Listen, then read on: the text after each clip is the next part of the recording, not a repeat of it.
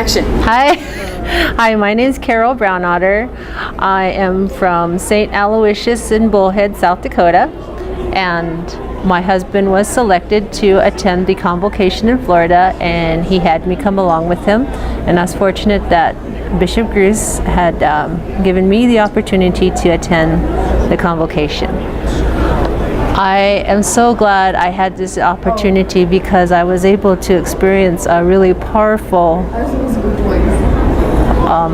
holy, spiritual effect that was amazing. I can't explain how the Holy Spirit worked through people there, and you could just feel the great joy that everyone carried at one place. It was very prayerful. We experienced a great, I don't know what you would call it.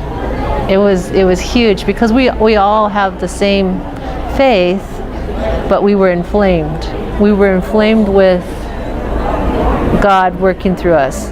We're all leaders there, but we were like nudged to go to the next level to evangelize others. And I believe that's what this whole event was about, was to get us involved more, to help those who had been away from our faith for a while, to welcome them back, to work with others, to evangelize. I believe that's what it was all about. And I'm glad that I was there. And I know that God is working through me and my husband, because there's a lot to do in Bullhead and on Standing Rock Reservation.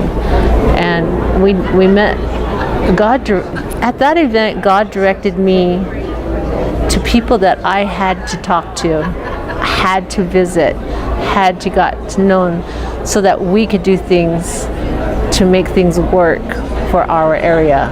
And meeting people there was something that I just didn't know would happen. One of the workshops was how to meet someone that has a story. And so with their story, their own personal stories, their hardships or whatever, we were like just to introduce us and them and say, some guy just says, "What's your story?" And so with that, we're opening up our ears, and I heard that a lot. If we open up our ears to hear others, that's all they want. They just want that someone to listen to their story. And I think once they build that trust and that love, that they know that we have God working through us to love them, to give them that attention, it's sort of like a little opening where there's an invitation of bringing them back to the church. And I believe that's what's happening now, but it can be more powerful than just that. There's so many little stories I have, but one thing that happened was I'm Navajo, and I live on Standing Rock with my husband. He's from Standing Rock, Ron. And I met a lady from Los Angeles, and she's Indian also. And she introduced me to one of the bishops in Los Angeles, and I just had to ask him because there was a nudge inside of me that said, just ask him. So I asked Bishop O'Connell. I told him about my parents. They've been married for over 50 years, and my dad's Navajo. Both of them are Navajo, and my dad is not Catholic, but my mom's Catholic. And the day she said I do, not in a Catholic church, it was just Justice of the Peace, was the day she never ever received the Eucharist ever again, because she never got married in the Catholic church.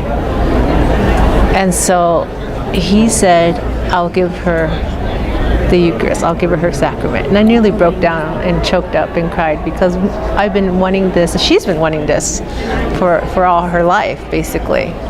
So, and then the lady I met is going to work with my dad, and he's going to receive his sacraments as well from the bishop. So that, I don't think would be happening right now if I was not there at that moment in time. And I don't know what that was about, but I think God was just directing me to be there. I didn't want to be in Orlando. I was going to send Ron by himself and have him go. I don't want, because the heat was like really humid. It was horrible. The weather was horrible. I mean, I can't handle humidity. I'm from California, but my parents still live there, so in California. But I just was I just felt so in the right place in the right time for reasons. And we have a lot to do in Bullhead from what we got out of it. And the workshops were many. We can only pick, what, 3 of them? And so one of them was Poverty in our area. And we met an amazing lady, Jeannie Harper. She's with the Society of St. Vincent de Paul, and she really wants a conference to get started where we live.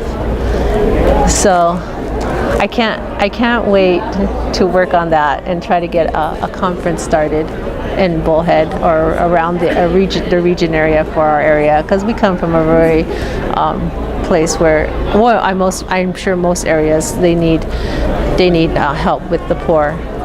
So this is going to be a good adventure for me and for my husband, and I'm glad that God nudged me enough to say I can do more, and I'm excited and grateful that the Diocese of Rapid City took the time to get us involved, and I thank Bishop Bruce and the people that work for the Diocese of Rapid City to make this happen. I think it's going to be beneficial for me, for my family, and for our community. Thank you.